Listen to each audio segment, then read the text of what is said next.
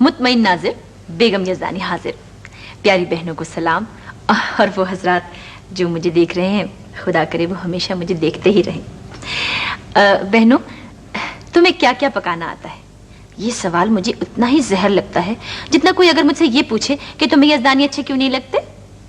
खैर छोड़ें, मैं भी क्या घरेलू डिश लेकर बैठ गई।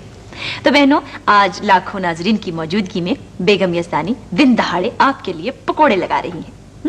पकोड़े किसी जाहिल और काहिल की अजीम तख्लीक है, इसलिए मेरे नजदीक उन्हें लगाना कोई खास मुश्किल काम नहीं है। मगर कुदरत की सितम ज़रीफी तो देखिए, ऐसी प्यारी शक्ल और पकोड़े लगा रही है। तौबा है, बिगड़ने का नाम ही नहीं लेती।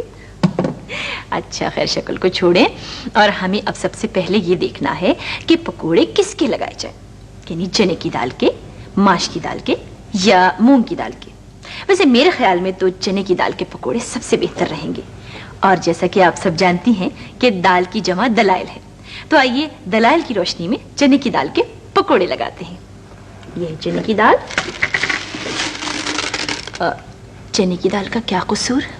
मेरा मतलब है चने की दाल अगर कसूरवार है, यानी कसूर की है, तो आप देखिएगा कि पकोड़ों का लुत्फ दोबाला हो जाएगा।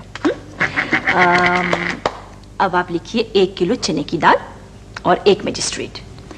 आय हाय तौबा, पकोड़ों में मैजिस्ट्रेट का क्या काम? अच्छा, चने की दाल को सफाई का मौका जरूर दें, ये नहीं कि एकदम से बेचारी के पकोड़े लगा दें। चने की दाल की सफाई हुई। चने की दाल अच्छी तरह से साफ करने के बाद इसे चक्की में पीसकर इस पर नमक छिड़क दें। नमक छिड़कने पर एक शेर याद आ गया। शोरे पंदे यज़दू ने जख्मों पर नमक छिड़का, मुझसे तो कोई पूछे तुमने क्या मजा पाया। खैर छोड़ें, मजा तो अब आप पाएंगी। हाँ, अगर आप ये चाहती हैं कि आपके पकोड़े फूले न समाए, तो आप आधी छटाक मजलिसिन में मिला दें। ओहो माफ कीजिएगा, मजलिस कह गई, मेरा मतलब था आधी छटाक शूराई में मिला दे। अच्छा, और अब आप कढ़ाई में तेल गरम करें और इसमें आहिस्ता आहिस्ता ससुराल वालों को डालकर तलती जाए। ओह माफ कीजिएगा, ससुराल वाले कह गई, मेरा मतलब था इसमें आहिस्ता आहिस्ता पकोड़ों को डालकर तलती जाए। ठीक है। अब आपने थोड़ी देर बाद ये देखा कि पकोड़े अगर अच्छे बने तो ससुराल वालों को सिर्फ चाय, सिर्फ चाय। और अगर आपने ये देखा कि पकोड़ों का बेड़ा गर्क हो चुका है, तो इन्हें खूबसूरती से किसी उम्दा सी प्लेट में निकालिए और तरीके से, नफासत से, मोहब्बत से ससुराल वालों के सामने रख दीजिए।